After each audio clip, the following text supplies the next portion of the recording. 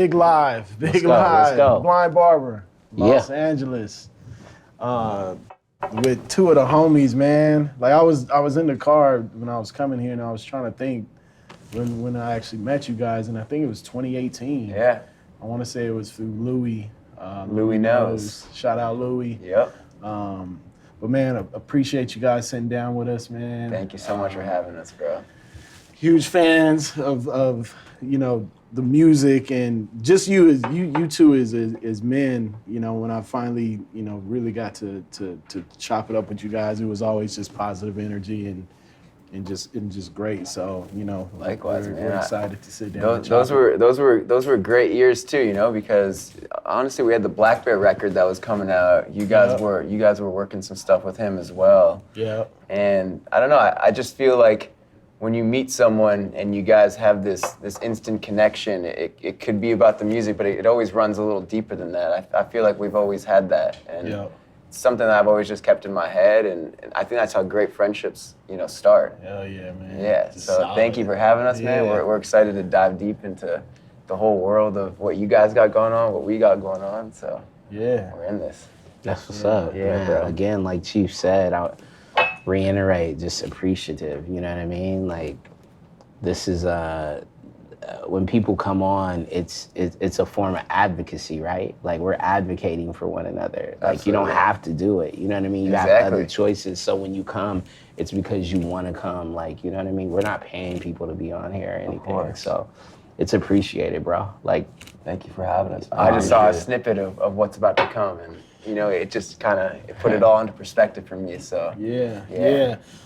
Just kind of talking about that, like the beginning, like where did it start from you with you guys? Like talk about like growing up in Canada and what getting a record deal, yeah, and then doing what you like. What's the deal? I mean, listen, the story backdates. Bros growing up, being best friends, trying to figure out what life is gonna bring us. We were in love with sports. We loved soccer. Okay. We had the blessing of actually growing up in multiple different countries. Our father was a pilot. So before we actually moved to Canada, we were living in Greece, and we lived in Amsterdam, and we spent some time in Barbados. Our grandfather lived in Barbados. Sheesh. So before 6, 7 years old, we actually had a lot more of this like culture and world experience, and we didn't even know it.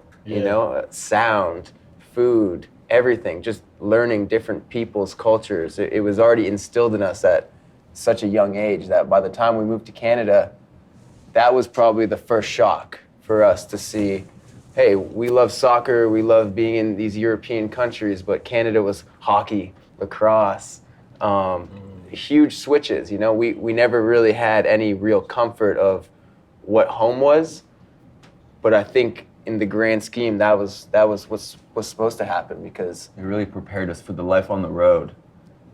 Being not just like the feeling of getting comfortable. Yeah. Because I remember living in Greece for 2 years. I was going to school. I was starting to speak Greek, and we were going to there at the time. I was going to a private school, whereas people that were half Greek maybe, or their parents were working in Greece, so we had a lot in common.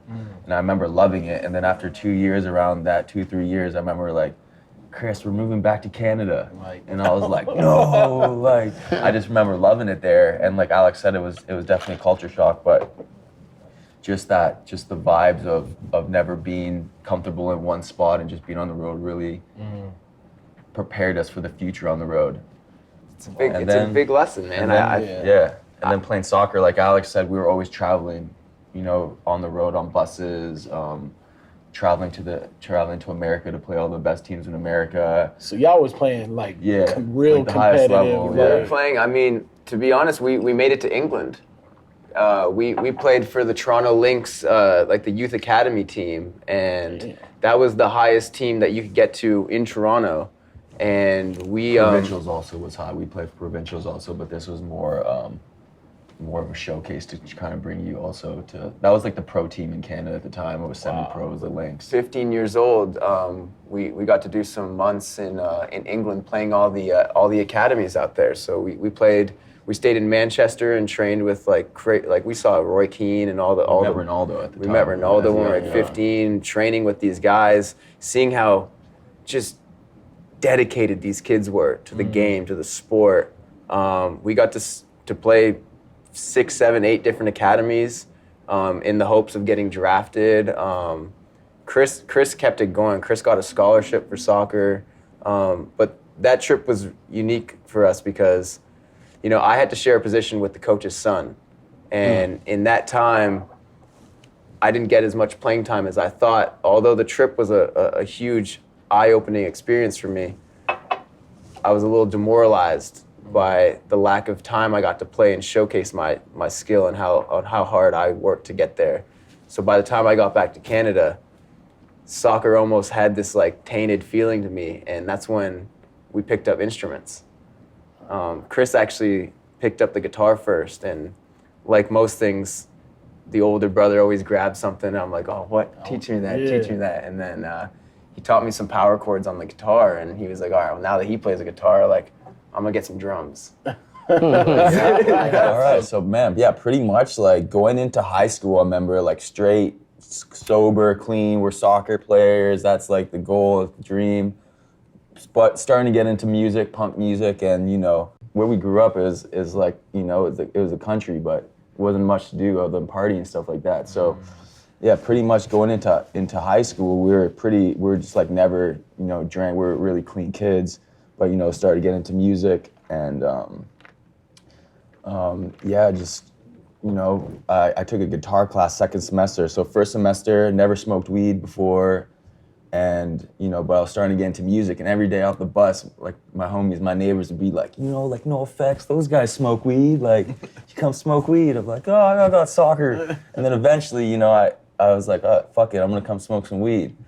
And really, like, the music and the weed kind of always came hand in hand.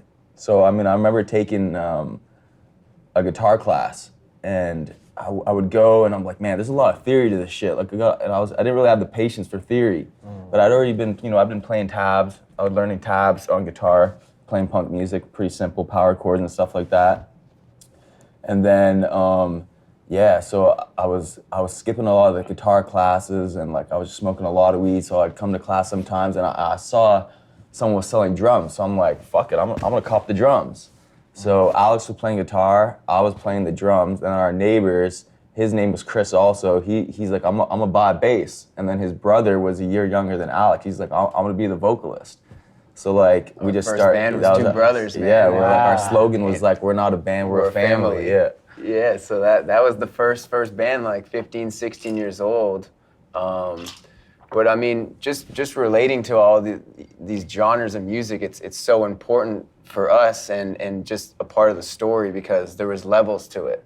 You know, those simple power chords turn into, okay, now we're gonna play some more classical rock and learn that genre. And then we had a big mix of love for punk and reggae.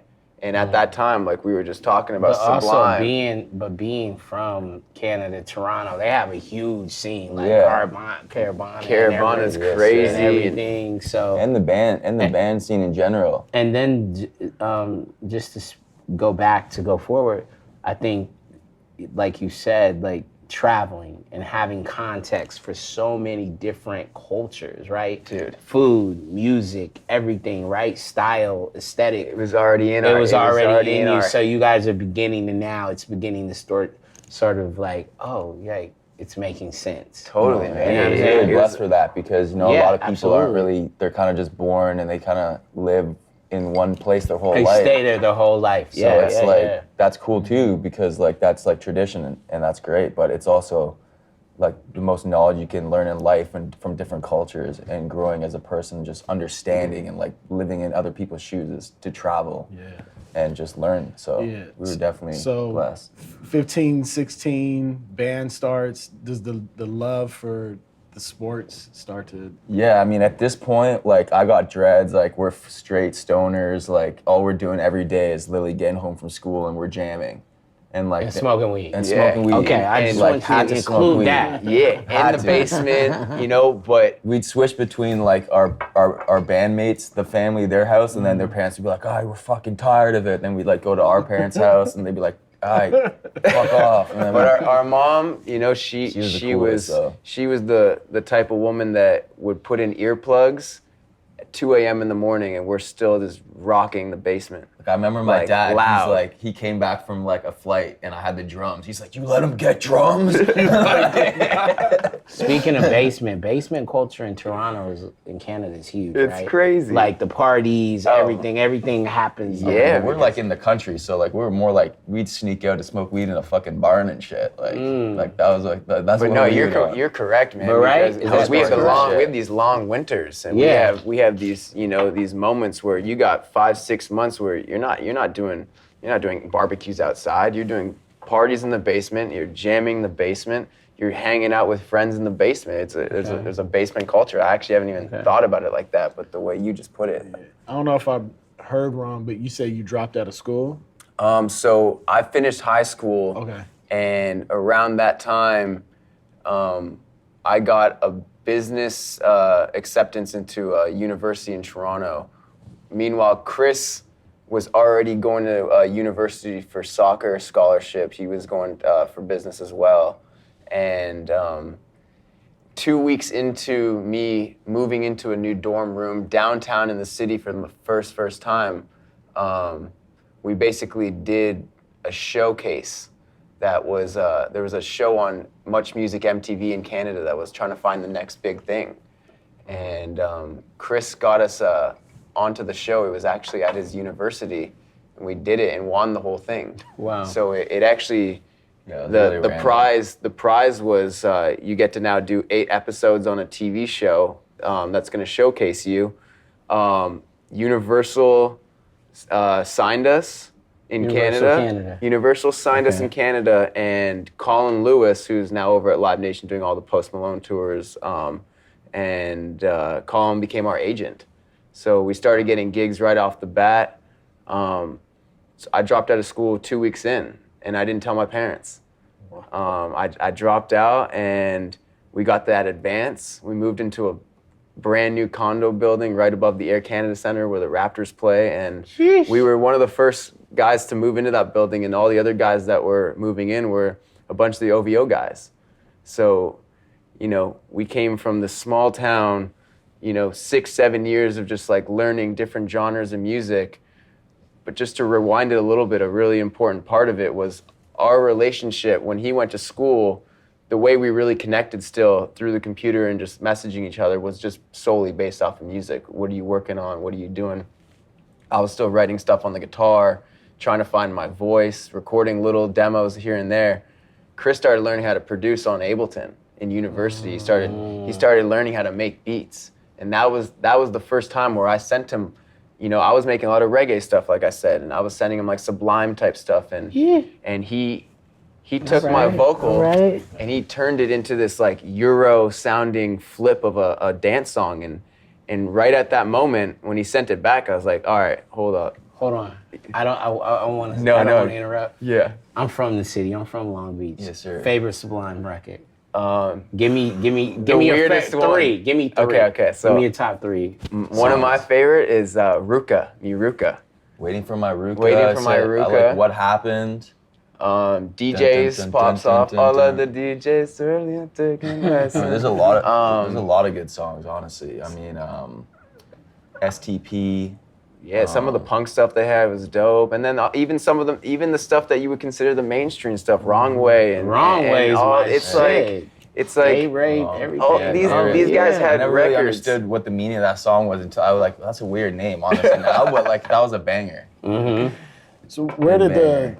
so you started producing on Ableton, and it was electronic dance. Where did that start honestly, coming being to? from the band background and being a drummer and being in like punk music and reggae and ska music and stuff like that, like the whole anything that was electronic, being young and closed-minded wasn't like cool to me. I was like, what there's like that's not like real music. You know what Those I are mean? real It wasn't- instruments, It you wasn't know? real. Like It's no one was playing programmed. that. Okay. Chris was a drummer, so even the thought of programming drums was Yeah, was like, to it wasn't him like really, that's like- taking away from what I just spent 6 years learning to do with my hands, right?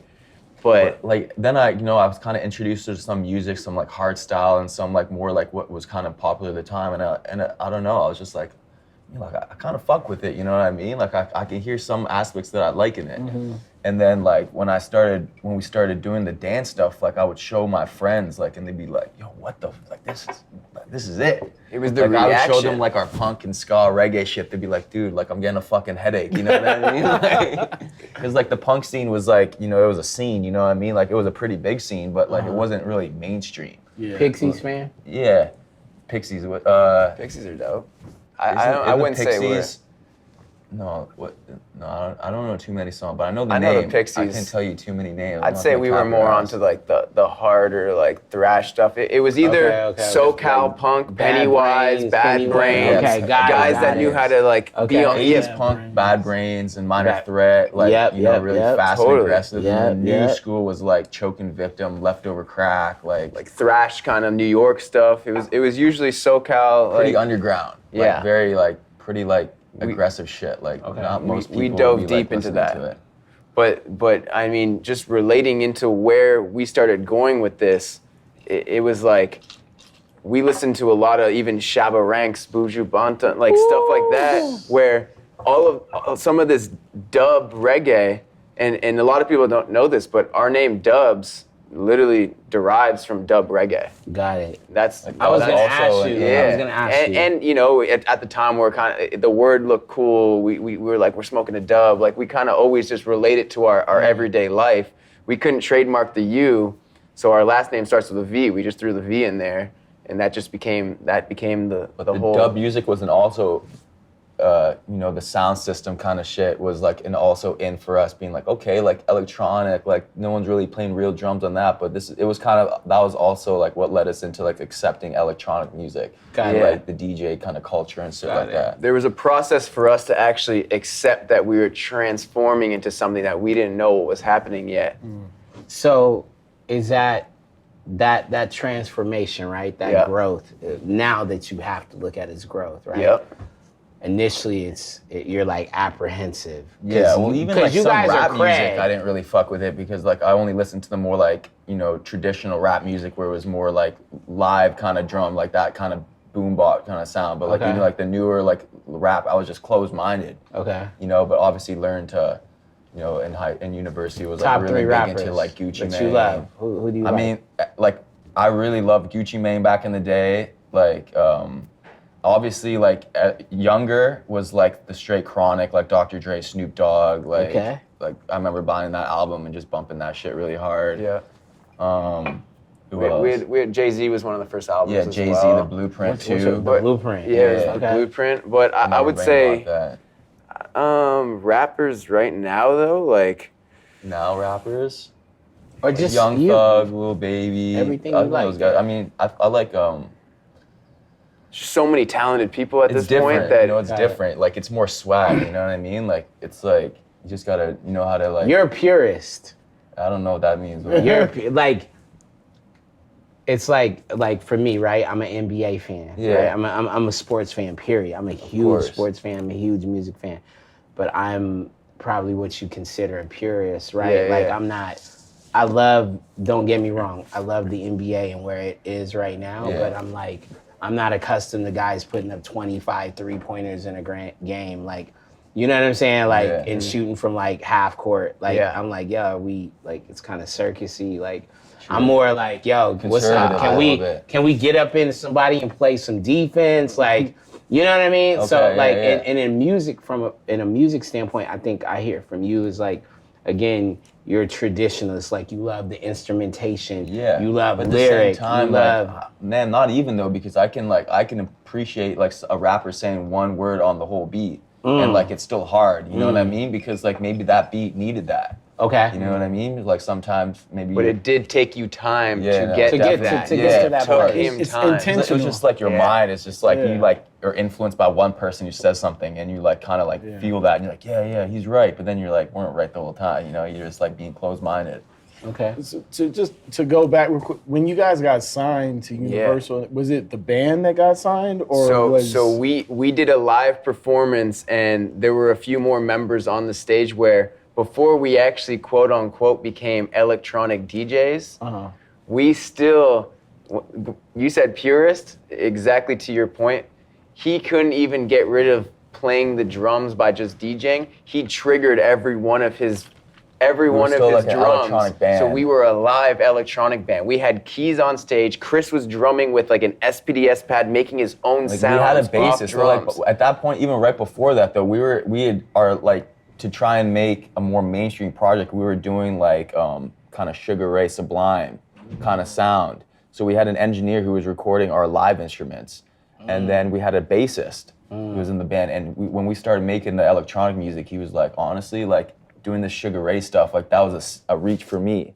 He's like, that was like too main. He was like kind of punk too. He was like, but he was crazy with it. Okay. But he's like, this is too much for me. I can't do the electronic music. That's like selling my soul. So there was like another member. He was like, he was out. Okay. So was the scene big in Canada at the time? The electronic scene? No. It was like there was a scene. There was the cusp. Okay, so you weren't making money though. We did the show, and no one else on the show was anywhere near what kind of vibe we were bringing. We were like ahead of the party. I mean, there was like LMFAO was kind of big at the time. David Guetta, LMFAO. They're just creeping in. You know, a lot of these early first time dance records that North America heard. Like Sexy Bitch was like just had been big. Like that was 2009, 2010, and that was right before we realized we're kind of in a pocket. And when we realized we're in that pocket is when the agents, the labels, people started, you know, they started talking, and they show knew. was a battle of the bands that we did at my school, and everyone else was like rock band, acoustic. Then we came on. And like you saw, there was like the panel of judges were all like big industry people, and they were just like getting fucked up, like drinking. No, they weren't really. I could see they weren't really paying. They're like, none of these people before are like what we're looking for. Then we came on with this like live electronic band kind of shit. It was refreshing to everyone. They were like, it was party music that still had melody, and it basically it excited people what was about to come. And then you started slowly seeing like, whoa, there's an actual dance scene blowing up in North America, and it's just starting. And Ultra Music, then Avicii, and all these things started happening really quickly, and we were at the very bottom stage of it. And it was around that time where, you know, there's some things that happened internally when we signed the deal. Universal saw, you know, you guys are brothers. We love you guys really have that stage presence. We want to run with you and become a duo with you guys and help put you on. And it was around that time that we had the first experience of signing to a major, understanding that world. We signed one of the worst contracts ever at 18, 19 years old. And we've had angels watching over us this whole time because we should have been done, dead, finito 10 times already. But there's some weird energy force that just keeps pushing us through. And so we signed this deal. And in Canada, we love Canada. We love what's going on there. But the music scene, it's such a small country. It's such a small scene with the labels trying to work with America and UK that people kind of step on each other before they can even make anything beautiful. So not only were we actually getting robbed already, Canada does this great service of giving artists grant money.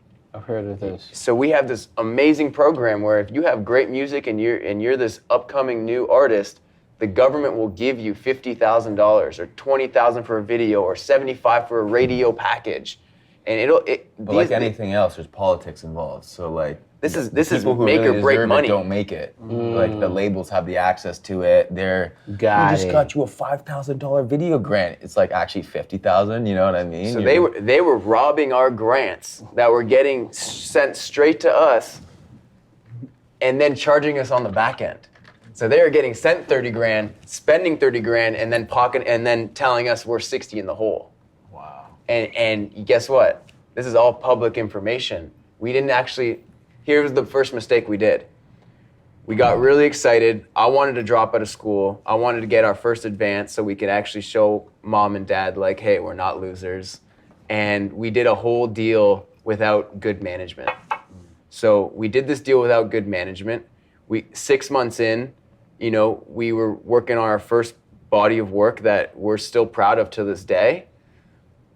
But the politics, the label, the greediness between A&Rs and people that knew they could take little chum change and put it in their pocket, and all we're gonna do is sink and die, and our band's over while they get a little richer. Yeah. You know, we got to a point where I met this one guy, his name was Josh Herman, and he messaged me on Facebook and he goes, yo, I really like what you're doing. Like, you mind coming over and talking and let's see what we can chop up. So Josh was a year older than Chris, 2 years older than me. And he goes, actually, let's fly to LA. My dad lives in LA. He's in the music industry as well. So we fly to LA. His dad's Steve Herman. So Steve Herman's one of the heads at Live Nation. He just got put in the Hall of Fame for bringing back Guns N' Roses. Wow. They became our managers, and they found out first 2 weeks of working with us, hey, you guys have been getting robbed. Well, actually, they said, okay, first off, like Josh, he says, okay, you obviously signed a horrible contract. But we're like, we think they're stealing government. He's like, that's a little bit delusional. But we're like, man, I swear, like they said, like we had this grant. And then like we asked them again, they said like it wasn't on the table. Things weren't adding up. And then he's like, well, like we could just call them right now. We're like, what? He's like, yeah, just let's call them. Ding, ding, ding, ding. Hey, hi, this is Chris and Alex Vandenhoof from DVBBS Dubs. We just want to know how much money have we received from the Canadian government from the grants in total. They're like, yeah, blah, blah, blah, blah, blah. It says here you've received like 150,000 or something like that. We haven't seen anything. We're just like, I told you. So like, they breached the contract and we got out of our deal. Wow. And with that, 2-3 weeks later, man, we had a little bit of money. We moved to Los Angeles.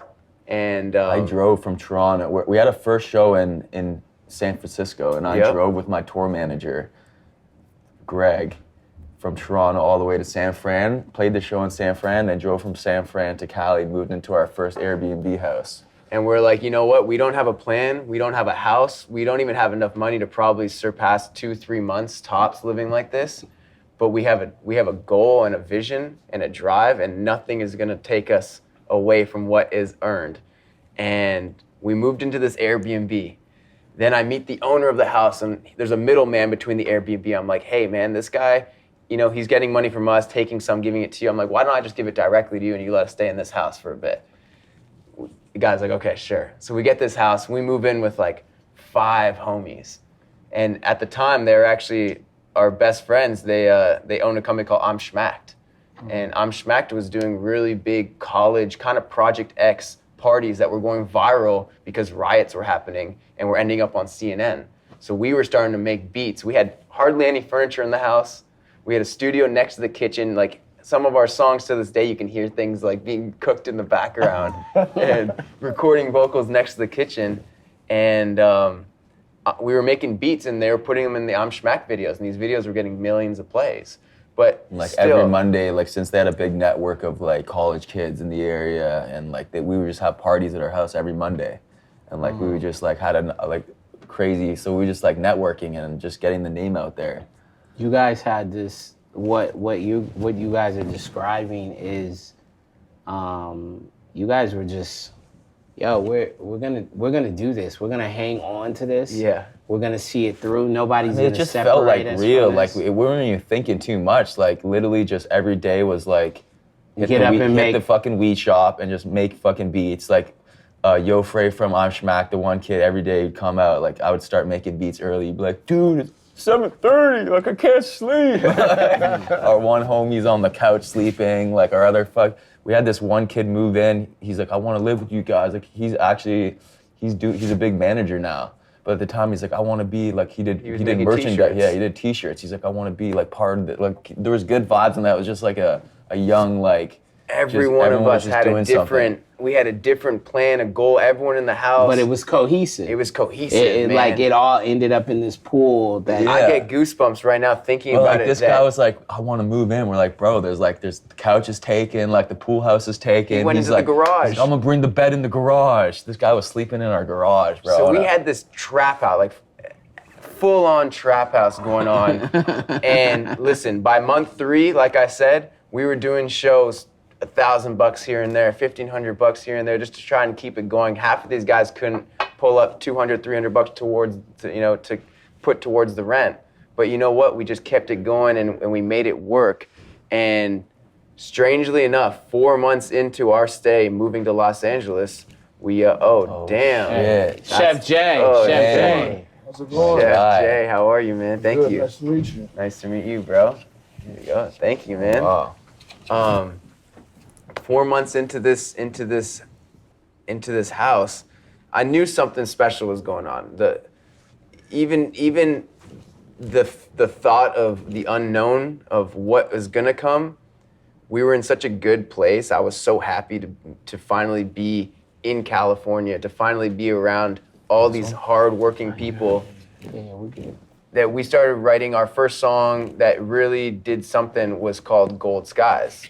And we were in the studio that one day and we ordered pizza and we were smoking. We had some chords now. That's it. We just had the chords. Okay. We had no lyrics, we had no nothing. We were smoking We're some weed struggling to think some lyrics. and we ordered pizza, and when the pizza guy came, knocked on the door, we opened the door, there's a big beam of light that shot into like the studio and everyone's all like studio ratted out, like, what the fuck?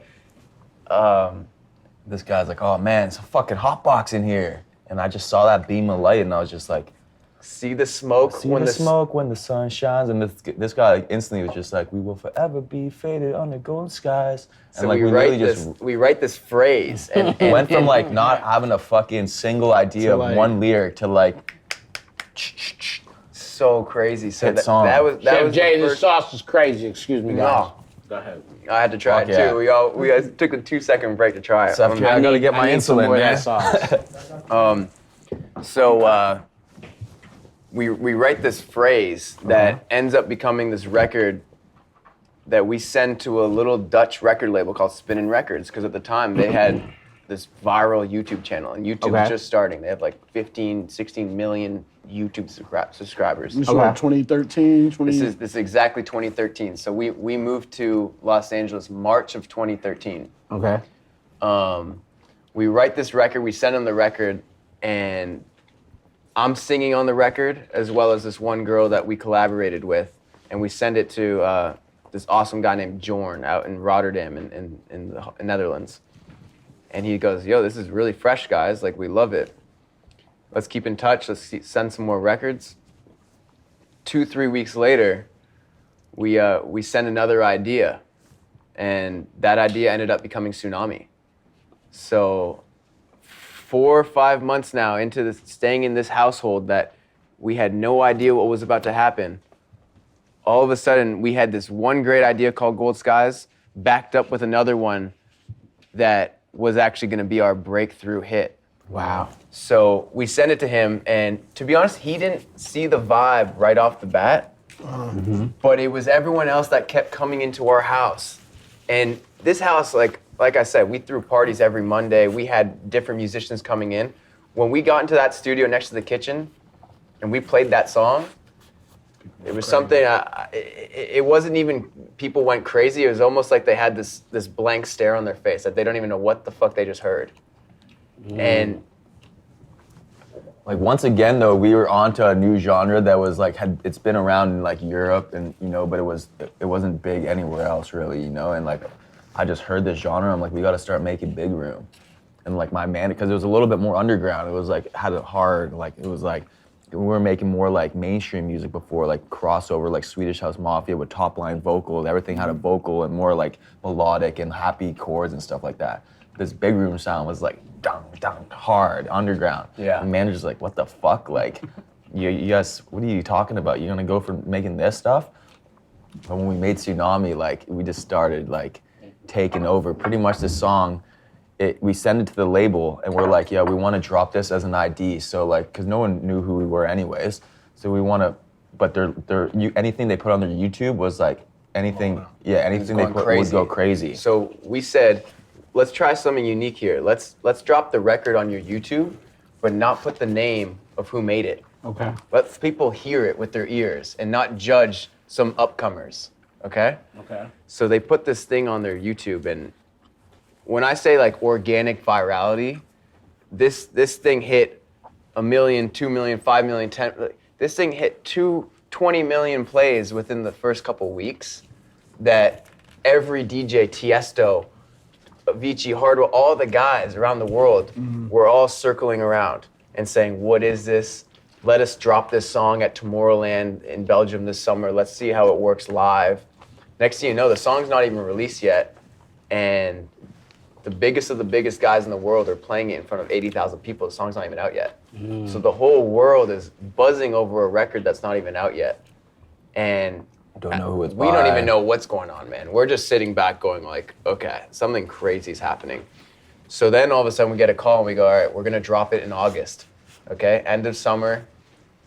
Pete Tong is gonna basically premiere it on BBC Radio 1 as a world premiere. Premieres it in the UK on BBC Radio 1, and the record just starts exploding. It's and you know, I just meanwhile, remember waking up and like my Facebook is just like 500 ads a fucking hour. I'm like, what the fuck? Like, it's happening. Like, Yeah, you know, something's going we're down. finally now like, yo, like it's happening. Okay, That's the like moment. it's the moment. It's happening. It's the start of it really now, right now. So the song actually starts hitting charts. And this is a song that hardly has any vocals on it. It's Literally, like- it's hitting charts all over the world, going #1 in all these crazy countries: Belgium, Netherlands, France, boom, boom, and it's just trickling. It's just a there's literally straight just wildfire. One growing. vocal. It just says tsunami It's before just the me drop. literally saying it. And then like other than that, it's like just stop naming. So- just him doing that. Like That stuff was like our first introduction to, okay. And the funniest part is we just accepted a 30 or 40 day bus tour opening up for these Canadian guys named Adventure Club, who are really dope producers and DJs. We accepted the whole tour to do $500 a night. Wow. Meanwhile, our song is going #1 in the whole world. But you know, we kept our word. We did the tour. The tour ended up being this Adventure Club tour, where now we started seeing fans that were coming for dubs for the first time. We realized, wow, we're building a real fan base, and we're converting fans to us. And even though the money wasn't what you probably should when you have a hit in that moment, the dates were just getting crazier and crazier. And that led us to about November, where we got a call to come to Europe for the first time. And we went from doing like 500 a show to like 40 and 50,000 a show. Wow. In the span of a few months. Wow. And that was really cool because, like I said, earlier that year in March, we didn't even know how to get to the next payment of rent. And as much as in the beginning there, money feels really, it feels you made it, it feels you have freedom, you have power. It was cool for a little bit. Fast forward this long, money isn't everything to us anymore. You know, we love where we've gotten, and we love everything we've done, but we've gotten back to the passion of strictly music, records, helping, and we know what our goal is now. And our goal is we have a long path ahead of us. I mean, like about the touring, and I know you guys constantly, have been on the road for probably the past 8-9 years. Like, just talk about like that, how that plays mentally and physically. Like, what I'm saying? Like you said, the importance once you get the success, and the money no longer is the issue. Yeah. But it's your health, it's your mental health, it's those things. Like we talk to Josh. He's not only our manager, but he's our best friend every single day. But when his dad calls, that means something important. That means he's about to teach us something real quick. Okay. So Steve called us and he goes, "Hey, I want to let you know something. I'm really proud of you guys right now. But this is giving me Backstreet Boys vibes, where they started having their breakthrough records." He was repping the Backstreet Boys back then, and he goes, when they first started, they started breaking in all these European countries, in Canada, and then the US was their last market, actually. And he says, what I told them is what I'm gonna tell you.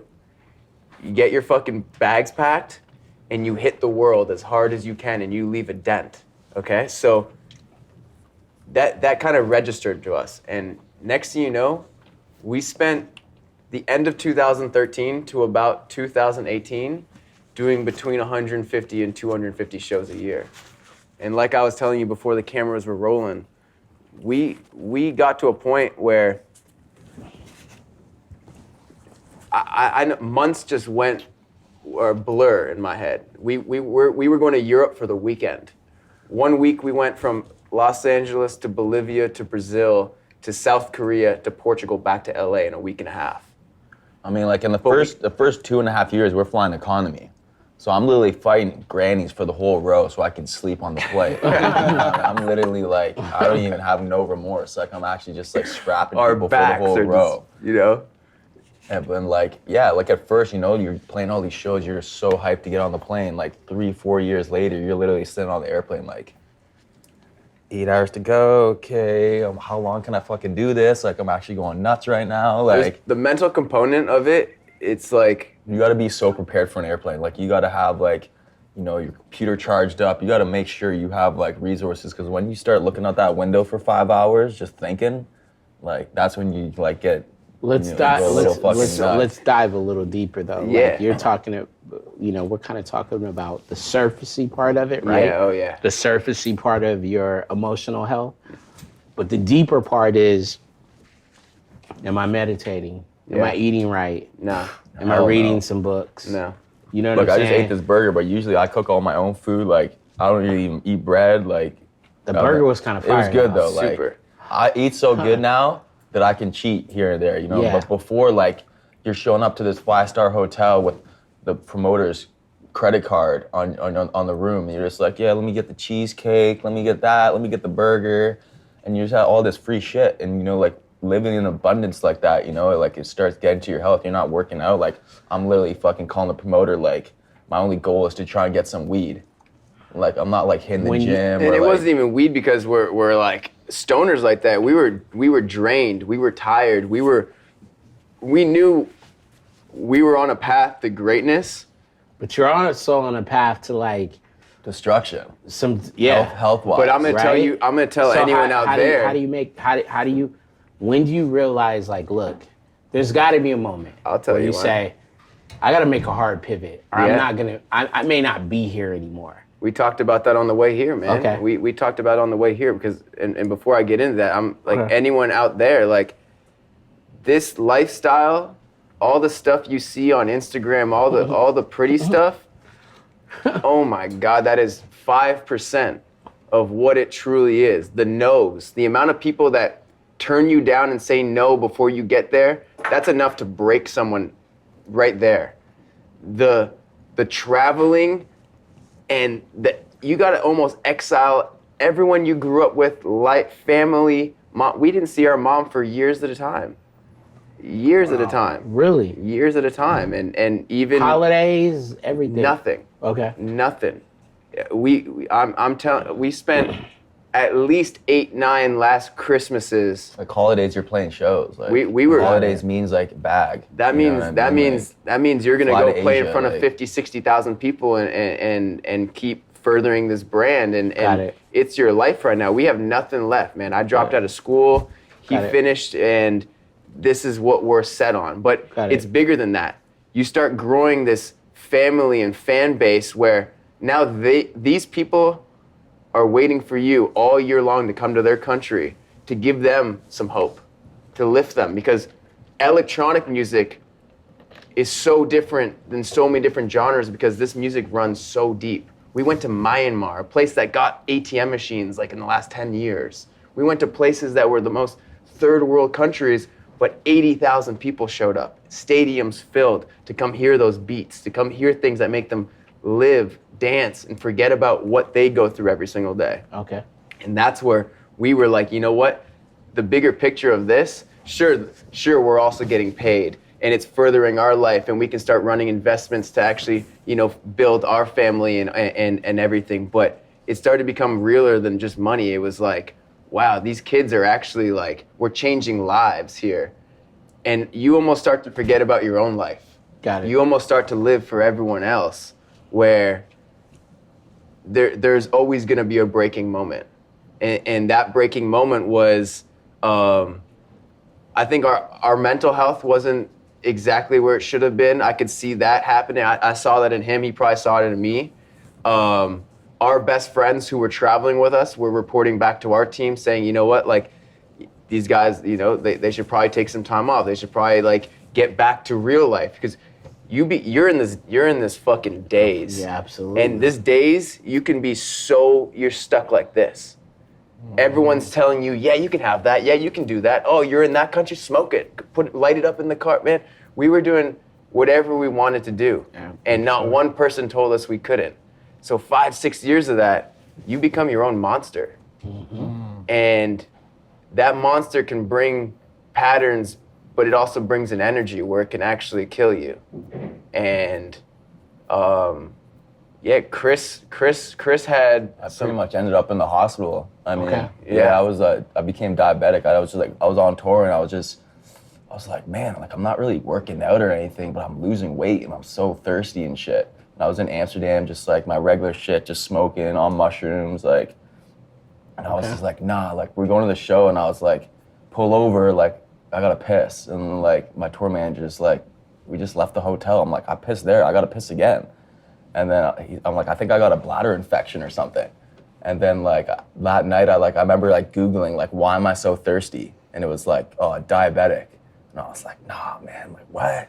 And like my tour manager at the time was like 6'5", big guy, never eaten a vegetable in his life. And I'm like, yo, Diego, I think I got diabetes, man. He's like, if I don't have diabetes, you don't have diabetes. I'm like, true, bro. But sure enough, went back to Canada, got diagnosed, but I didn't really take it seriously. I thought I could beat it naturally. Came back to LA, kind of started cheating again, and like ended up in the hospital, and like bam, left with some insulin. And then I was like, you know what? Not drinking anymore. Quit smoking weed. I started since I became diabetic like 5 years ago. I've smoked weed on and off, but currently right now I'm sober. Okay. But this was that one moment where everything kind of came crashing down for a quick minute. Even for me to watch your own brother now end up, you know, he basically, we rented this sick crib on Mount Olympus at one point a few years ago. And, you know, it's like, that was the pivotal, like, oh man, we're living in this mansion and we got the studio, we got whoever coming through. But we weren't fulfilled, because not only were we just in this weird limbo of, hey, like maybe we should live for ourselves a little bit right now. We've done this for a few years for everyone else. He wasn't waking up till 4 or 5 p.m. because he was really sick. Wow. And it's when I called my mom and I'm like, hey, like Chris isn't doing so well. Like I don't know what's going on with him. Like he's scary for you. It was insane, dude. Yeah. I was tripping, because we're like those brothers that were playing hockey in the basement with roller skates, like slashing each other in the head, and like, you know, I'm like, get up, like, you know, don't be a pussy, get up. Like we're hard-headed bros. Yeah. When I'm seeing him sit in bed till 5-6 p.m. And not because he wants to. No. Well, like not because there's a when I found out I had an issue in Canada, the doctor told me that They misdiagnosed him. They told me I'm type 2, which can be reversed. So when he told me that, I stopped eating carbs, and I just like I just stopped drinking, I stopped smoking. Okay. And I like got the pricker thing, and I was like on this crazy diet where like after I ate, like I was just eating meat and vegetables, like super clean. Okay. And I would like run around my neighborhood, and like I'd prick my shit. I'm like, oh man, my shit's perfect. I'm like, I'm gonna reverse this shit. It was like 6 months went by, and I was like, fuck, like when can I fucking like, I want to smoke a joint or something. Like I can't, this isn't sustainable, you know? So I started smoking weed, and I slowly stopped like pricking my shit, and I wasn't on my shit. I was back in Cali. And I remember I went to Alaska on a fishing trip with my dad, and like I would literally wake up and like my fucking teeth would be like stuck together. Like I'd be like so dry. I'd be like, yo, like I'm gonna have to go home, and I'm gonna have to take these pills that the doctor gave me. I felt like some metmorphin shit. It's like pills you take for type 2 diabetes. Okay. So I'm like, but I knew in my head if I just didn't eat any carbs that like my sugars would like go back to normal. So I'm like, I can just do it naturally, because in my head I still thought I was like type 2, which you don't need insulin necessarily. Okay. So like, yeah, so when I was back home, like I was like losing weight. I was so fatigued. I had like no energy. And I was just Man, like, I just won't eat carbs he was today, you know? Like I was just fucked fucked up. I literally lost like 60 pounds probably, like in the span of he like, looked to a point where it actually made me call my mom and say, hey, can you fly here from Canada like really need you. fast? We need you now. Yeah. Like we need to forget about this for just a minute here and fix what's real. And she came and we brought him to the hospital and the guy goes, and I remember we had a show in yeah, you're LA type that 1. night. No, so I went to the first doctor to get the blood test. And he called me goes, that day. He's just like, yo, you gotta go to the hospital You got to right admit now. yourself right now. I'm like, yeah, I got a show tonight. He goes, He's you're not like, playing yo, that fuck show. the show. You're I'm gonna like, die. yeah, I'm probably just gonna fly back to Canada tomorrow because in my head I already knew that I had like an issue. I thought I was type 2. Okay. But he's like, you don't understand the severity of it. Like, you gotta go to the hospital right now. I'm like, yeah, okay, bet. He plays That the night, show. like at the show, I'm smoking like 500 joints. Like next morning, pull up to the hospital, fucking. No, not next morning. He played the show. Yeah, the next and morning you- they pull up to the hospital. Yeah. Played they- the show that night, pulls up to the hospital. He's now there for 4 days. So for me to Yeah. now have to go and see my brother attached to all this shit, Yeah. 4 days in the hospital, I'm like, it was the realest moment I could ever feel, he could ever feel. And that was the biggest moment for our career, where it was like, what's gonna happen from here on out, right? But just like everything, you adapt and you get stronger and you realize that, okay, we gotta fix a few things here. We need to get our close circle together and strategize. And with that crazy time and moment became the biggest life lesson to all of us. And not only has he inspired our immediate team, but he cooks his own meals 3 times a day. He's at the gym, he's in the soccer leagues, he's in the studio. We're at the healthiest peak shape of our lives right now We because look of younger that now woman. than we did like when we were 25. Like, Yeah. I looked at 25, I looked like I was like 195 at one point. Like the road life, it didn't do me justice. Like, you know, I wasn't hitting the gym. I wasn't like, I was literally just eating food on the airplane, trying to bypass 12-hour flights, just drinking. Like, I never had an issue drinking. I just drank because I'm like, fuck it. Like, what else are you gonna fucking do? Like, Yeah. and like, yeah. Crazy moments. Just praying but that the fucking promoter had some weed for us. Like, that's it. Like, you just kind of fucking mangled. The way we look at it now, though, is like we're in a 12, 13 chapter book. We're in chapter 4 right now. Okay. We're in chapter 4, and there's a lot more chapters to come, and we love all those chapters all the way to where we are right now because it's made us monsters. Yeah. It's made us monsters with the industry, with how we work with, deals and contracts and labels, because we got screwed over from the very beginning. Not taking our own lives accountable and not actually realizing that you got to put yourself, first for as long as you can, or else things will happen where you forget about yourself. Yeah. And money and the fame and people giving you yes, you can a do trick. whatever you want. It's a trick. It's a trick. And it's a bluff. It's a facade. Yeah. It's a trick. But I just turned 30 years old, man, and like I wouldn't change anything for the world, but I know what our purpose here is. Yes. So with all that now, like, what are those things? I know living a healthier lifestyle and all that, but what are those things that now to keep you kind of grounded and centered but still the passion to go out and, like you said, continue Totally. to build this brand and not get complacent, but how do you process those things now? Like, is it like you said, meditating? pray. Is it, I pray every day. I've always been pretty tapped in religiously since our mom's really Greek and she raised us in a pretty religious household, Greek Orthodox. I I had a bunch of friends. My boy, real quick, my boy's dad owned a restaurant called the Parthenon. The Parthenon. Yes. The Greek. the other dad owned a restaurant called, the grandfather owned a restaurant called the Acropolis. Wow. Yeah. That is.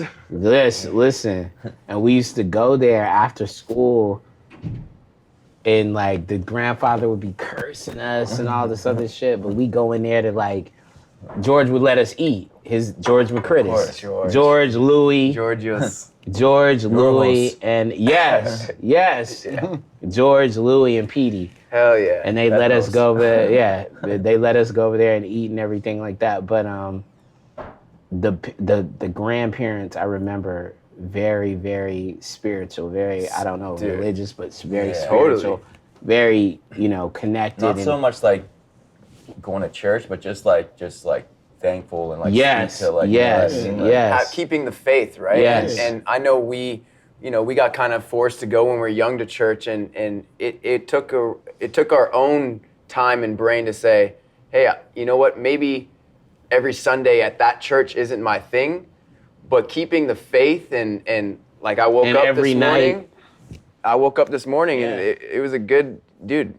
We woke up this morning. We woke up this morning. Because it's a personal relationship. It's insane, bro. Yes. Life is hard sometimes, bro. Like, you be like, I'd be making a shit beat. I'd be like, yo, I'm fucking worthless, bro. Like, you know what I mean? Like, but like, and you gotta pull yourself back and be like, hold on, dude, hold on. Yeah, like your mind. Look at my life. You know what I mean? And it's not and about, not because of material things. I was just gonna say that, or whatever. Just gonna say but that. just more so like.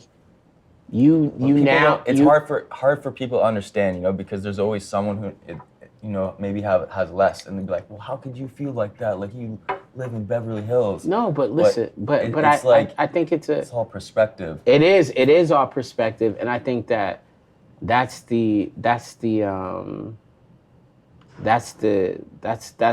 what we have sitting at this table and on the podcast and just period in life. That's what we have that's our offering, is service and context for these moments. Yep.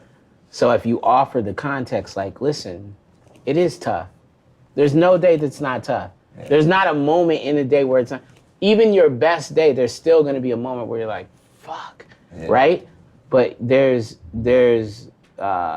providing yourself with grace and understanding, like, you know what, I'm all right. It's cool. Absolutely. And like, like last night, right? I'm at home. I get home really late, but always the best thing for me is when I go in the rooms, see my daughter, kiss her on the cheek. My son, he's going through some things right now, kiss him on the cheek. I'm good. Yeah. The dog's barking. You know what I'm saying? The energy's good, it's peaceful. I'm able to get a good night's rest. I'm able to recalibrate for the next day. Yep. And take another stab at this. And called life. Yeah, and get closer, because every day it's about closing that gap on who you're chasing. Because we're ultimately chasing our own selves. That's what I feel. For real. Like, I saw this amazing speech by Matthew McConaughey when he won the Academy Award. And he said, you got to have somebody that every day that you're up, like, chasing. And he said, the person is me. Yeah. He said, and I'm never going to probably catch me. Mm-hmm. But every day, if I make the effort, if I take some steps, I close the gap. And by the time, it's all said and done, I'm feeling good. You know what I mean? Yeah. And I think, like, you've shared some amazing things from a health standpoint. I'm sure there's a lot of other things, but you shared some amazing things, and it feels like, I get the sense that you're pivoting and you're getting back to you. This is the first time he's ever said it publicly. Yeah. That's a beautiful thing. Yeah. I'm glad. It's important, because the biggest thing, because like you're servicing I said, man, someone else. But on top of that, we've had this talk now, because you get PR people and agents and stuff like that, and they go, well, we can like run a story and do. It's like, yeah, but we can also do it organically like this, because he knows when he's ready, it was now. Yeah. And now moving forward, what just happened from us waking up and coming here is that he knows how many kids are maybe going through the same thing, and they don't even know what the fuck he's been going through. Yeah. But what he's gonna be able, because I know deep down, giving them a little bit of words and encouragement, as well as maybe just a couple things that helped him get back on track, I think he can. I think there's millions. I don't even think thousands. I think there's millions of people eventually That you're are gonna, servicing. Those are the powerful moments. and Because that's what this shit's all and about. it's important absolutely. coming from, you guys, because again, performing on such a huge stage with millions of fans, and sometimes the human connection gets taken away from that because you're Dubs. You're not Alex and Chris to a lot of people. Nah. And hearing these kind of stories are the ones where people go, I can actually make it to the next day.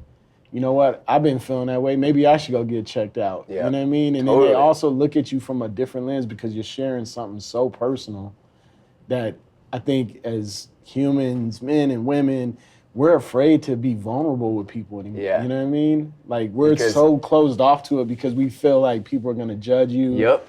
Or they're gonna take that and use As it as weakness, ammunition. maybe. and Yeah, Weakness, yeah, or yeah. everything now with the Especially social in our media. business of course, also, man. You got a right? highlight Like, reel on I social can't, media.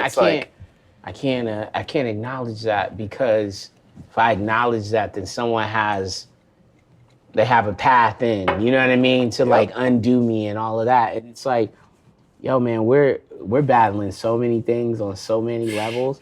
So again, congratulations to you. Like, we're you, pledging man. right here on this table, man, that like no, for real. we took. Yeah, I mean, I could have left that hospital and like just kept living the same life I was living because like it was easy, it was like fun, like just go get blasted at the club, like, just it is what it I is, get it. But Work like, is important, but sleep is important. Sleep is super important. It's so. Listen, it's just know the balance. Know the balance and understand that your body is a temple, and it is such a unique thing that it's beyond stronger than we even know. So Steve, But as resilient as it is, you gotta like replenish it, you have to. recalibrate it. You have to. And It's like, I gonna- mean, I don't it's- regret I don't regret any of the lifestyle we live because, like, I mean, even in high school, you know what I mean? Like, all the bands we looked up to, like, they were on some rock star shit. Like, let's be real. Like, we smoked weed and, like, drank alcohol. These guys, like, Bradley They Noah would- from Sublime died when he was 27 from a heroin overdose. You know what I Yeah, mean? Like, yeah. 27 years old. That was, Yeah. like, 27 me when Club. There's a bunch of them. that's man. like It's me when I fucking got Jimmy. diabetes. Like, Oh, yeah. you know what I Janis mean? Joplin, yeah. So there is some type of like, you're trying to live that rock star life. You're staying up late, and like I don't regret any of it. But like, would I have done it different? Like now, if I knew my future, probably, maybe not. I'm pretty dumb, but But maybe we take now to actually shine light on that. That's a very dark thing to look up to. And like I was gonna say, I want to pledge on this table that like it took us, 15 years of doing music, 10 years of dubs. Actually, no lie, I have a photo. March 12th, 2012 is when we started the project. Yeah, 2 days away. Wow. It was the 10-year anniversary of me and Chris and our saying, first house we moved in LA is like 2 minutes from the one we live in now. But it's just like our one right now is way Full better. circle. full circle circle. moment that's happening, but We gotta come have some burgers at your Yeah, place. bro. yeah, I'll cook some we're gonna up. do it So- the next couple of weeks. Let Let it it So rock. what's next? Oh What's man, next for you so guys? so we More this shows. is the most exciting part for us, man. We just became independent after doing that deal with Universal, getting out of that deal, doing Tsunami and a bunch of other hit records with Spinnin', an independent label in Europe, going back to independence. Then we did a deal with Sony Ultra for about 3-4 years. We just got out of the deal in October. Our exclusive period ends on the 22nd of March. So on the 22nd of March, we're just gonna get on our Jay-Z shit, man. We're gonna own our masters. We're gonna own our rights. We get our publishing back in a few months, and we're sitting on the biggest records, the biggest features, and we're not only in the healthiest state mentally, physically, but From a business from a business standpoint, we're one message away to any person around the world that we say, hey, we have an idea. You mind checking this out? And they respond within the hour. Real freedom. And that's not only because we went on stage and did these shows, but we had this whole side of us that were producers. So being the producer as well as artists, we can separate what we want to do. Okay, Okay. if we want to collab with someone as artists, we do that. We get on our artist level. But hey, you know what? Kane Brown, he's killing the country scene. He's one of the biggest country stars in the world right now. On the side, sending each other ideas, records, you know, we got a record done. And we'll do that from a producer standpoint. So we're just kind of like full circle in the industry and just working our ass off. But now we have this freedom and independence without people, you know, trying to middleman things, trying to get in the way of our creativity. And obviously the whole world went through this crazy pandemic. Fingers crossed, it seems like things are opening up. We're starting our first couple shows back. We did New York, Chicago on the weekend. We have South by Southwest in Austin next week. We got Dallas. We got an LA show. The touring, we're gonna do it smart. We're not gonna kill ourselves. We're gonna play key markets and play the festivals and shows and headline shows that we want to do. But we're gonna do it healthy. Yep. We're gonna check in with ourselves along the way. Love that. And if we need to take some time off, we've just made our business just as lucrative and successful by staying in the studio. So before, we were told, you know, go on the road and go get paid on the road and go make fans. But when the pandemic happened, you couldn't do that. So it was like, okay, so now we're actually 90% in the studio, and that actually ended up doing this. So live in the studio became almost this equal format for us. Got it. Which is the biggest blessing that was presented to us, because now we can move the way we want to move. At the table. We can move the way we want to move, and That's freedom. That's real freedom. And we completed our deals. Like I said earlier, money is not everything, but we're in the best position business-wise that we've ever been, making smart investments, and just turned 30 years old. Chris is 32. Man, it's like it's a good life. Endless right now. It's a sweet life. Yeah, It's sweet life. It's all praise to, you know. The Most High. Yeah, For sure. that's exactly what I'm waking up, and that's how we're feeling, and you know, man, like. Yeah, when you sit in a place of gratitude, man, it's beyond anything. You can't. It's beautiful. People can say anything they want to me now. Yeah. And I'll hear it. I'll listen to it. But listen, man, you can't mark me off of where I know life. The way I look at life now is not how I looked at life when I just moved here 8 years ago, 9 years ago. Yeah. The way I look at life now is so much bigger and deeper than that. And there's people that need help. There's people that need encouragement. You need to focus on yourself. You need to still do what you love. And you just need to keep pushing, man, and adapt. Because even like things that happen to him and me, you always adapt. Yeah. Yeah. And You have no choice. There's a greater. Yeah, like time heals everything, realistically. And also, listen, in terms of adaptation, like adapting, what we've learned is left to like put in circumstances, right, where it's like, I got to do this. I have no other choice. While you're going through that process, you're like, yo, this is cool. Like I learned something else. I picked up a skill that I didn't even know I had. Yep. But because I had to do it, because there was no one else to do it, whether it's, you know, because of financial resources or financial constraints, or Totally. just because you're like, I only trust me, I got to do this, right? Yeah. So then you lean into that thing, and that thing becomes a superpower. Because now you have it in your tool belt. Yep. Now it's something you can access. Because you're like, yo, I know how to do that. It's Exactly. amazing. I had to man. learn how to do that. Again, it's freedom. It's another level of amazing, freedom. man. Yeah. Yeah, that's pretty Life- much it, man. Like, life and is the so more time fucking you're good. like, you know, that's why like I feel like when you are a little bit more like straight and not just getting fucked up all the time, like you have time to, you know, put that time into learning new things instead of maybe just chilling. Like, you know, we'd come back from a tour and like I would literally just fucking watch Netflix for a week and just sit there just because I was so tired. I just wanted to chill. But like realistically, it's just because like, you know, head wasn't on straight completely, you know, but My head's on straight, and I Yeah. do like to smoke and watch Netflix. I mean, fuck, there's nothing wrong with that. I still do that. That's But it's all dope.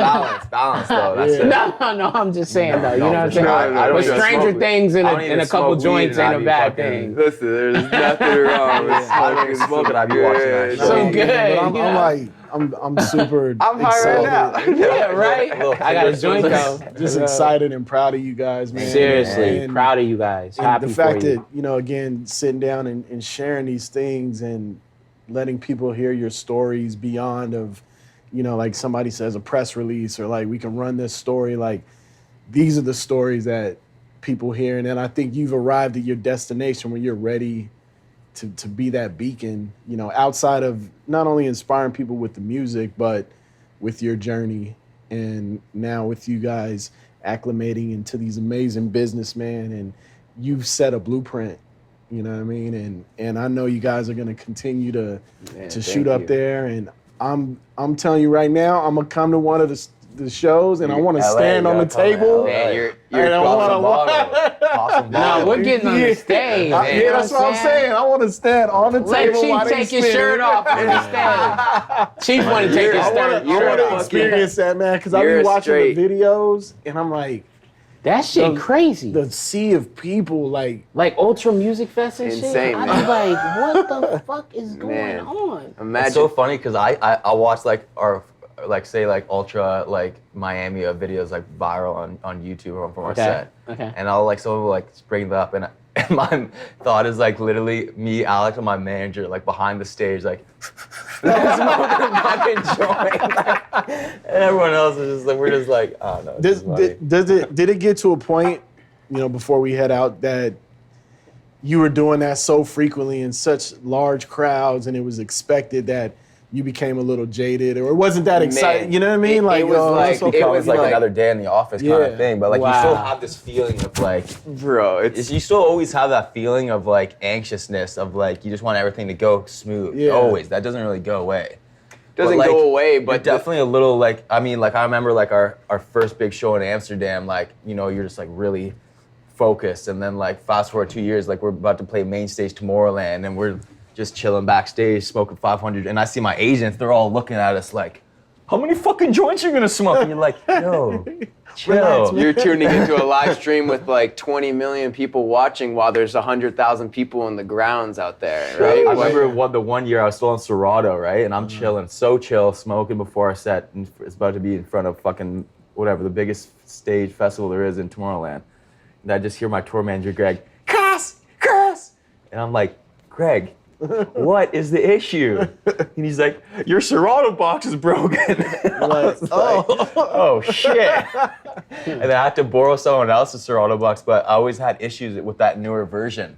Yeah. So I was like praying like nothing happened like during the set. It was all good. You just but- gotta adapt to the just situation, adapt. just like Yeah, everything, that's it. man. You would- But yeah. going You back would to work what it you out. said, man, it went from like being focused like that to, I recall, man, like we would leave Thursday from LA, land Friday, play a show in Austria, wake up, fly to Germany, take a helicopter to do a second show in Amsterdam, and then take a private jet to do a third show that night in London.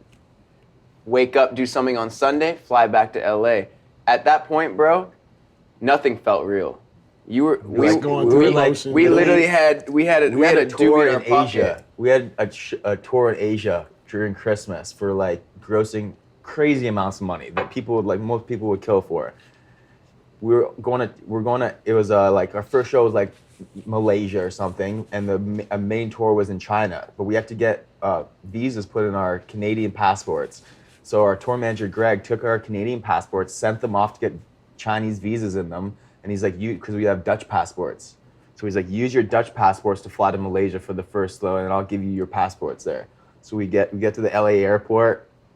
They're like, oh, so sorry, but like your passport expires within 6 months. Like you can't use these passports. So we're like, so what are you saying? They're Yeah, like, you can't go. You can't fly. We're like, fuck yeah, like yeah. Like everyone else is like, we're like, Greg, man, you goof, bro. Like we He's can't. on an airplane from He's like, what do Toronto you going mean? to. He's like, I'm about to take off to Hong Kong right now. We're like, get off that flight, right? can't He's go. like, you just hear him. He's like, emergency! Like, this guy flew to fucking Hong Kong. Literally got there, 15-hour flight, turned around, flew all the way right back to LA. And they came, he's like, I'm sorry, guys, you mad at me? We're like, so But that high. just We're shows bro, like you have been going so hard Yeah. that you were like out. An It experience got of a canceled, lifetime like you said, for of everybody money else. that would like change anybody's We lives. left And a you're few like, million on the table right there. Yeah. Not even thinking Didn't twice even about get- it. And an experience of a lifetime. Just, Yeah. Well, you know what I'm saying? yeah, it's no, for experience. other people. Yeah, for Oh other yeah, people. sure. No, and You've at for that us, point, it's at that point, repetitive. You don't exactly. get Like- the flight, but like living on an airplane, it kind of makes you a little nutty. Like, of course. yeah, like so, like you look, oh, boo-hoo. You try, you know what I mean? But it's like, bro, like live on an airplane for 10 years and get back to me and like see how your fucking mental state. I don't is. even Like, think we know exactly what happens to our insides when we're flying up there. Like the Yeah. radiation that's up there. I was told, you know, what actually kind of helped You're about me. to scare me right like now. pilots, No, but I bro, heard, but I you're about heard to scare that. me I right heard now. that Dad's when a you. pilot, right? But like he can only fly a certain amount of time. Like DJs don't have a fucking. Yeah, he flies like a long haul trip and then he gets like 3 weeks off. Got it. Then they do that because that's the health. The level That's the of- level of what okay. they're allowed to do before Okay. they kill their pilots. But yeah. Okay. And we're you're like, back to back to back to we're back. like 4-hour flights back to back. Like we did 2 12-hour flights once. That was just like, it was like. I don't even know how I did that. You Two- just try and sleep. We, That's why you we pull an flew all-nighter. 12 hours to get somewhere and woke up the next day and had to do 2 12-hour flights. So we Wow. did literally like, you know, close to 46 hours of flying in like 2 days. Like I've seen every Or 3 fucking days. movie there is. Like I've like fucking. Are know you what I mean? guys, you guys, at the beginning of this conversation, you touched on your love of soccer, football, whatever you know. Full circle. He's playing again. I was gonna ask, Yeah, when's the last time you played? I played. Well, like last before COVID and during like COVID, like before COVID, yeah. Like I was literally playing like so much. Are you going to enjoy the new team in LA too? That you go to No, stadium? man, I You just gone? literally just play like at by Erewhon by where I live, like 10 Okay. minutes away. But like I played so much that I kind of fucked up my like groin or some shit. So I might be good for forever now. But You know what? You're starting to get older. It's like I just Yeah. love soccer so much that I just like would play like fucking every day. Just 'cause it's Dope. like I told him, I'm like, listen, because last year I ripped my hamstring. I love to. I still play. I'll play goalie though. But Okay, I can feel so- my shit. I can't So even check walk this after. out. The ultimate set, you and 2 other DJs, whoever it is, dead or alive, excuse me, Avicii, Yeah. Calvin Harris, whoever, or is it you getting a shot to take a penalty shot for a World Cup? What are you doing? Ooh, I think I don't Chris know. is Maybe going to just- soccer. Nah, I mean, that'd be sick. Epic DJ set would be sick because like if you said like scrap the DJ, play pro soccer. I mean, I might have to do that one time too. You know, in the I've next, heard him in the say it a next- few times. In the Trust next me. life, because like as a kid, like growing up, like he had a bigger vision. Like for me, like I had the talent. We both had the talent to play professional, but like growing up in Canada wasn't like really like a soccer nation. If I Yeah. continued to live in Greece or Holland my whole life, like Then you I would- would be playing soccer 100% right now. There's no, You know, there's but no it's just- this. Yeah, there's like no music. exactly. But that's just Exactly. like that's the Yeah. course I had in life. Yeah. So, but maybe in the next life, you know, take it to the. I'll take the field. Calvin Harris set, though. He's one of our. I don't like taking one penalty of our shots. That's why. inspirations. So you said penalty shots. Calvin. My God, fuck it. I don't Yeah, wanna You're fuck not that. taking the penalty would shot to say- win the World Cup? I would say Maybe, the path yeah, of Calvin That's a hard. is fucking- yeah, kinda maybe where fuck we it. I'll take it. are trying. You know, we look up to, we inspire. You know, Calvin used to actually sing on his records with a full band, the live electronic thing, which relates really close to how we did it. And then he realized, you know, I love producing records too and not always singing on my songs. So I love collaborating with these singers that are that much better than me at singing, which is how I feel. I love using my voice, but I'm not a trained singer. So when I get in a studio and I can write melodies while Chris is producing with a girl or a guy that has this incredible tone in their voice, and we come up with this collaborative effort that becomes this record that the world vibes to, that's almost bigger than me than wanting to do it all myself. And But we I think we Calvin did it, does we that did great. that all in the when we first moved, when we wrote all those songs in our first house. All like we wrote 5-6 songs that all became massive hits. All us writing and Alex singing and us coming up with the melodies and that. So we've kind of done that. You know, we will go play our classics and like everyone's singing like our lyrics we wrote and like it feels good. So now like you know it's a different time. Get some like crazier singers like. And then, you know, maybe because it's hard to match that like inspiration that we had during those times of like shit just like flowing out. Like it's hard to rematch that, you know what I mean? Because like I always love like with music, art, and everything, life. I love the juxtaposition of things, right? So, are you guys a fan of R&B music? Yeah, of course. definitely. Okay. So right now, currently, is there like maybe 2 or 3 R&B artists who you like, yo, I'd love to do a record with right now? Oh yeah, totally. We're actually. I just messaged yesterday, YK Osiris. Okay. I mean, I've been talking to Jeremiah as well. Jeremiah's you know, dope. He's just dope. obviously He's I would love prolific. to get some like legendary stuff going with like a Sade or like something crazy, you know, because I fucks with you after that. to be honest, man, the beautiful thing about house music that I've come all this way and adapted to and realized is that there's so much like soul and funk and subgenres of music that work that an R&B singer or just a great singer in general that has that tone and presence in their voice works so well on house music. I'm a fan of Florence and the Machine because of the Calvin Harris record. Dude, like Florence that's what I'm on saying. that record, I was like, who is this? Yeah. One of our biggest rules I'm an A&R right at a now. major label, and I know, like, you know what I'm saying? I'm bringing in Yeah. all this dope shit, whether it be Banks or whoever Yeah. at the time.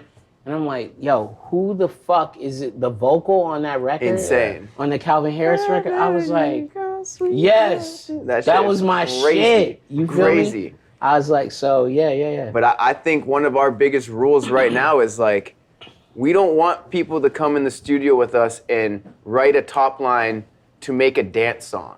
Nah. I think the best thing that happens, like with the Bridge record, there Yoni, was what's up? Yoni, shout Yoni, out what's Bridge, up? shout out Yoni. There was like this little like flow he had over this old school little bass line, and it was us speeding it up Yo, and turning it into I know the records you're talking about. Yeah, I know bro. the records you're talking about. That's the one that we're like, it's not a dance record, but when we put our sauce on it and turn it into a dance record, it just made it 100 times more special than coming into the room saying, okay, now write over a dance record. Yeah. It's transforming something that all of a sudden just became magic. And that's where the best dance records come out of. And that's why R&B and soul over top of like some low tempo house music or just messing with the tempos and putting some dope drums, like it's over. That Ain't that life period though? yeah. Like life period is like when us sitting here having a conversation and then we pull somebody else in from somewhere different and we're from these vastly different backgrounds and we all come together. Those are the most amazing times. That's what I'm You saying. leave away being like, fuck, I want more of that. That Dude. moment. So Yes, we sir. gotta do everything that we can every day to create those moments. Like those special collaborations. We should We need to That's take what you life. just said and sprinkle that on everything in life. everything in Yeah. life. Because that's the way that the most Everything in pure life. and the most interesting shit comes apart from it. Yeah. Yeah. I ran into a friend. He's a friend. He is a friend. I ran it. No. I say that. He's a friend. I just think you should be very careful Yeah, when yeah, using that. At acquaintance least or you like- know what I'm saying. yeah. But a really good guy.